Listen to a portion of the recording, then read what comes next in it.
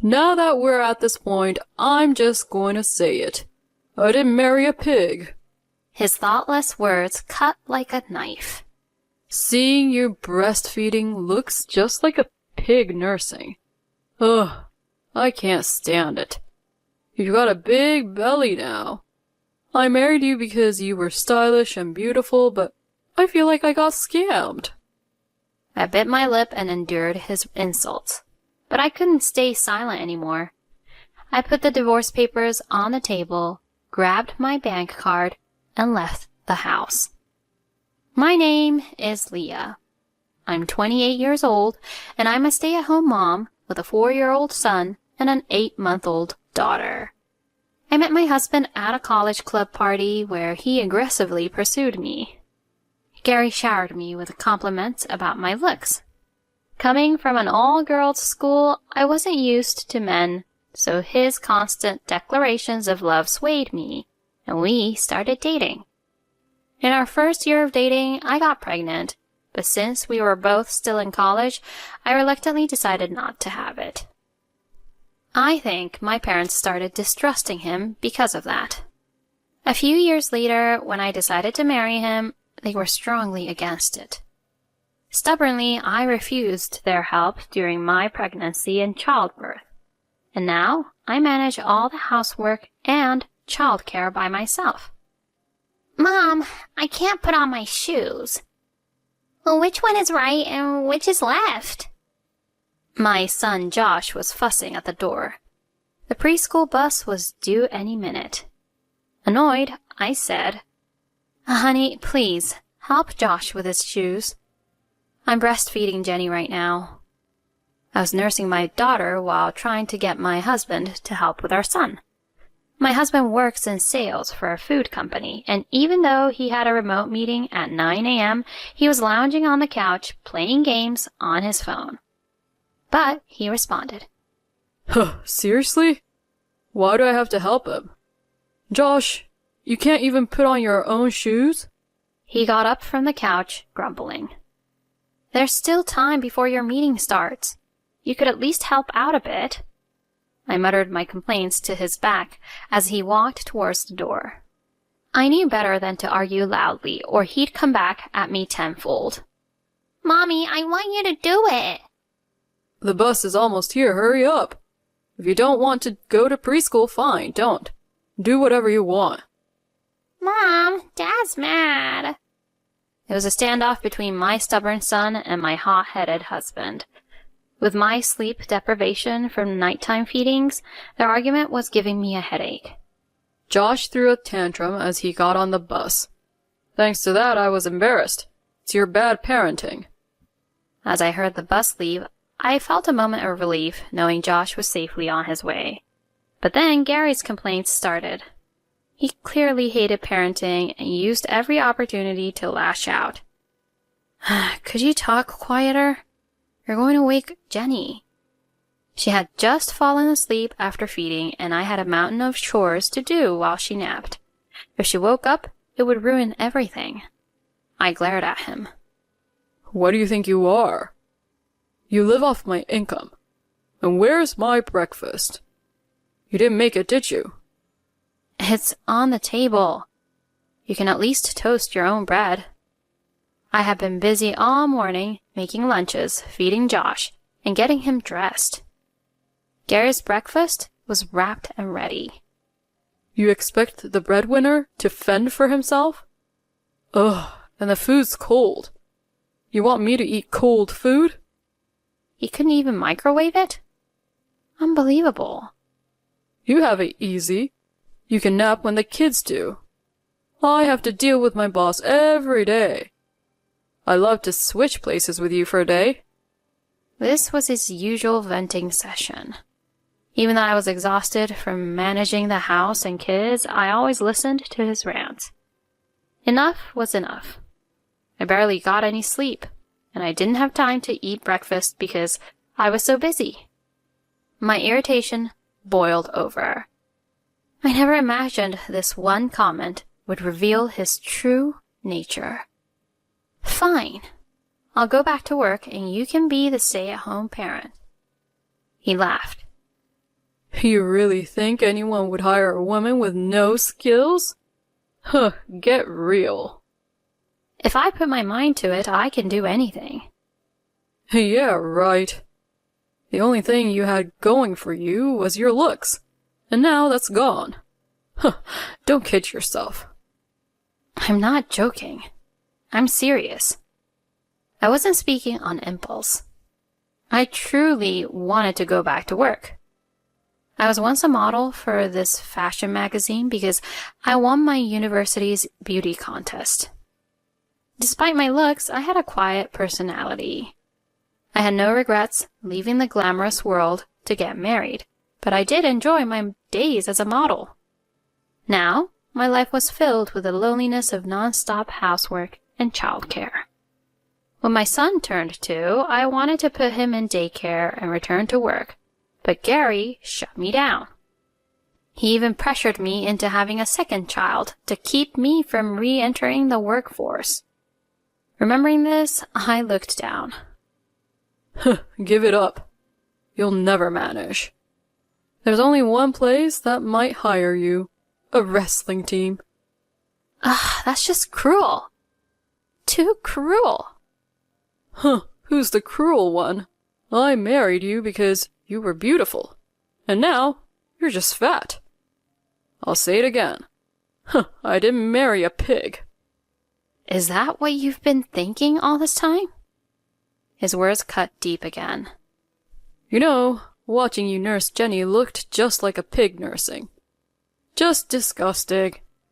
And now you've got a belly. I married you because you were stylish and beautiful, but now I feel like I got scammed.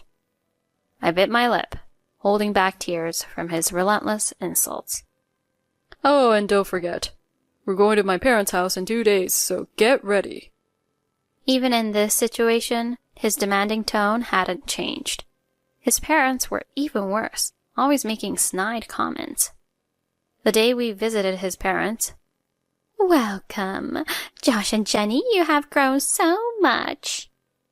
Hello, it's been a while. Nice to see you again. Even though it had been half a year, his parents greeted us with smiles. But soon enough, the usual jabs started. Is that you, Leah? Yes, it's me. Wow, I almost didn't recognize you. She took Jenny from my arms, her voice shrill with fake surprise. No way, really? Oh, wow, I'm shocked. Yep, I'm Leah. How many times did I have to repeat myself to this woman? She kept looking me up and down with a nasty grin. I know that after childbirth it's common to gain weight, but I've never seen anyone's appearance change this much, said my father-in-law, looking at me like I was some sort of rare animal. It might be due to hormonal imbalance from pregnancy and childbirth. Plus, I ended up eating the kids' leftovers. I explained, feeding my face burn with embarrassment as they kept commenting on my weight. I tried to justify my postpartum weight gain to them. Huh, don't make excuses. Mom, listen to this. She naps with the kids during the day. No wonder she's gained so much weight living such a lazy life. Gary sneered, glancing at me with contempt. Maybe so. In our time, we only rested for 3 weeks after giving birth, and then went straight back to work. Young people today have it easy, his mother said. Right? She can't even manage her own weight. She's a pig. I thought about putting a pigsty sign on the bedroom door. He laughed. What the?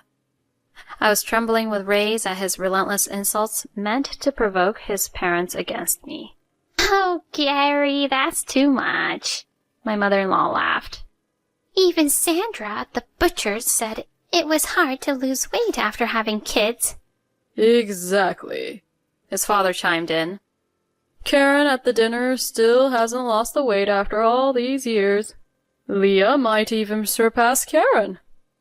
That's right, Leah. You're now the biggest woman in the neighborhood.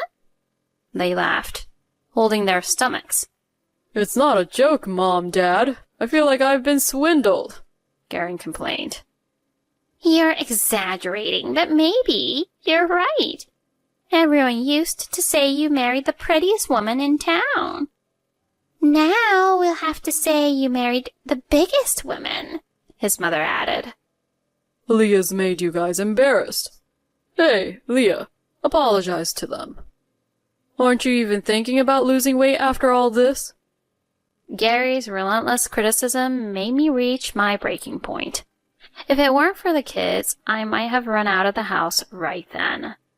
Josh was playing on his grandfather's lap, and Jenny was sleeping in her grandmother's arms. I couldn't tear the kids away from their grandparents.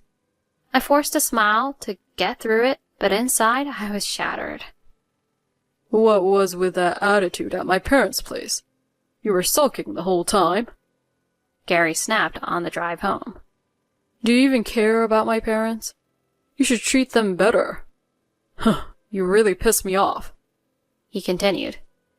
Hey, the kids are sleeping. Could you keep your voice down? Are you going to take care of them if they wake up? What? You're talking back to me? After everything I do for you? Just wait till we get home. He threatened, his hands tight on the steering wheel. He was so angry I worried he'd cause an accident and hurt the kids. So, I stayed silent like a clam for the rest of the ride. When we got home that night, I put the kids to bed and soaked in a lukewarm bath, letting the tears flow. Remembering the cruel words from Gary and his parents made my heart ache. I pressed a towel to my face to muffle my sobs. I was at my breaking point. When I saw the pigsty sign on our bedroom door, my resolve hardened. A week later, Gary asked, Hey, where are my socks? Find them yourself. I'm not your mother. I don't think of you as my mother. You're a maid, even less than a maid. You're my attendant. You'll be taking care of me forever. You're demoted from wife to attendant, fatty. He laughed. You can say that now, but not for long, I muttered. What? Huh, you think you're tough? If you're so pissed, why don't you lose some weight? You'll still be doing everything for me, so deal with it. So infuriating. I whispered in my heart, waiting for him to leave for work so I could set my plan in motion. I packed up clothes and essentials for the kids and me, and arranged for them to be sent to my parents' house. I also informed Josh's preschool about a long break. Mom, where are we going?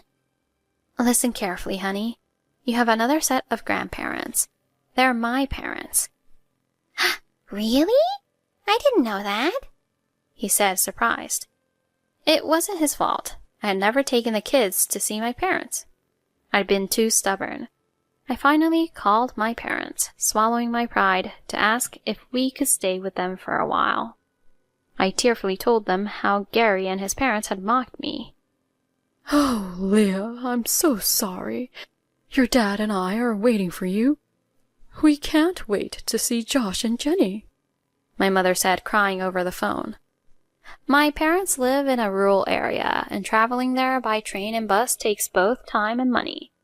My father sent me money to cover the travel costs. Despite my previous stubbornness, my parents welcomed me warmly and gave me strength. I put Jenny in a baby carrier, took Josh by the hand, and left the house with my bank card in my bag. I left the signed divorce papers on the table. I was determined to confront Gary about the divorce. Welcome back, Leah. Your things have arrived. We'll look after the kids, so you go upstairs and rest, my mother said as soon as we arrived. I slept soundly until morning for the first time in 4 years. My mother noticed my dull skin, dark circles, and brittle hair, understanding that I was malnourished. She prepared all my favorite foods. Leah, are you really going to leave Gary? If you're serious about divorce, your mother and I will support you. If you still have doubts, we won't bring it up again, my father said after breakfast. I want to leave him. I want to start over with my kids, I said firmly. Okay. Gary is already on his way here. What? I was shocked. Gary had called while I was sleeping and was now heading to my parents' house. When I turned on my phone, it was filled with missed calls and messages from him saying, "Help me." I reluctantly called him back, dreading the sound of his voice. He answered before the first ring finished. Why weren't you answering? Where were you? Where are you? I'm at a cafe near your parents' house. What the hell do you think you're doing? When I get home, we're going to have a talk. Didn't you see what was on the table? How do you plan to live after a divorce? Shut up. It's none of your business. You said the worst thing you could to me. Don't act like you don't remember. Pig, right? That was just a slip of the tongue. I was shocked and upset. Yeah, just forget that I said that. Can we talk? I will never forgive you. Sign the divorce papers. Until you do, I'm keeping the bank card. I don't want to see your face. Leave now. Fine, but I need $3,000 today. I promise I'll leave once I get it. Please, help me. An hour later, he showed up at my parents' house. Leah, talk inside. The kids are upstairs. Thanks, Mom, but he might start yelling. I don't want the kids to hear, so I'll talk to him in the car. She agreed, and my father offered to sit in the back seat for support. I felt more confident facing Gary with my father and the bank card as leverage. Did you bring the $3,000? Gary asked as soon as he saw me. It was just like him to show no concern for the kids. I haven't withdrawn it yet. What do you need it for? That's none of your business. Right. We're practically strangers now. Damn, you've gotten ugly, and your personality's gotten even worse. Not ugly, just stronger. I carried our children and gave birth to them. To protect their lives, a mother puts herself last. I'd sacrifice anything for my kids' well-being, so this is how I ended up. So you think it's okay to get fat? I can't even see you as a woman anymore. You should consider my feelings too. I'm a victim here. So that's why you went on a trip with that woman, huh? You caused a hit-and-run accident and fled because you were scared it would come out. What? I said. Wait, what? How do you know? Gary stammered. The voice came from my father in the back seat. His tone was calm, but had the weight of a judge. I was shocked, and Gary turned pale. What are you talking about, sir? What makes you think that? Gary tried to deny it, but even I was stunned by this revelation. Get out of the car, my father ordered. I got out of the passenger seat, and Gary followed from the driver's seat to confront my father. Leah, do you remember Troy? Of course. Troy is my father's brother's son, my cousin, 3 years older than me. What about him? A month ago, one of his friends was involved in a hit-and-run. They couldn't remember the exact license plate number, so they didn't report it to the police. It was stranger than fiction to hear this during my divorce discussion. And the driver was Gary? Yes. My father confirmed with a heavy nod. Oh, wait, hold on. I don't remember anything like that. You might not remember, but it's a fact. Gary, if you hadn't chased my daughter all the way to this rural area, you might have gotten away with it. Specifically, if you hadn't gone into that cafe. What are you talking about? That cafe belongs to Troy. His friend spotted your car, matched the vehicle description and part of the license plate, and called him immediately. No way. That's impossible. Do you know how many cars like mine are out there? Stop making excuses. You really are an idiot. Making your mistress wait in that cafe, huh? Troy's friend recognized her face and confirmed it. She even gave them your name. What? Gary's face turned ashen. Look at this emoji. My father showed us his phone displaying a message from Troy with a screaming face emoji. Despite the serious topic of Gary's infidelity, I couldn't help but laugh for the first time in a long while. My father waved to a car parked a few dozen feet away. Troy stepped out of the driver's seat and said, Leah, long time no see. How have you been? I heard you're getting divorced. Congratulations. And get rid of this worthless guy already. What? I was taken aback by his support. Mind your own business. Gary, soon to be my ex-husband, foolishly snapped at Troy. You made Leah cry, you bastard. Troy said, grabbing Gary by the collar. You called her a pig, didn't you? He had clearly heard everything from my mother. Leah, it must have been tough. But thanks to that sticker, we found the hit-and-run driver quickly. Karma really does come around. Spitting in the wind just gets you wet. In your case, it's going to be worse. You might end up dealing with the police. Seriously? Gary quivered, looking at the sticker Troy pointed to. The sticker read, Pixie on board, which Gary had put on the car before the bedroom door. Uncle, can I punch him? Troy asked my father. No. You're a black belt in karate and a former boxer. You'd kill him, and he's not worth it. Don't do it. My father advised. Both their words made Gary pale and tremble. Watching him squirm gave me a sense of satisfaction. Later, Troy took Gary to the cafe where Troy's friend confronted him about the hit and run. Whether they settled it or filed charges, I didn't care. Gary's demand for $3,000 was to pay for his mistress's abortion. Knowing that, I was relieved he had followed me all the way to my parents' house. When she saw the Pixie on board sticker, she thought he had been mocking her and went ballistic. A year later, with the help of a lawyer, the divorce was finalized and we divided our assets. Gary and his mistress both paid the alimony I had demanded. The $1,300 monthly child support would be saved for Josh and Jenny's future. After refreshing myself at my parents' house, I felt ready to start working again and put Jenny in daycare. Leah, you have an interview today, right? Good luck. There's no rush to start working, you know. Thanks, Mom. I appreciate everything you and Dad have done for me, I replied. After a year of relying on my parents, I was less stressed and had lost weight. My skin was glowing again. Mom, Troy's here, Josh said with a smile. Even Jenny had warmed up to him and was being carried in his arms.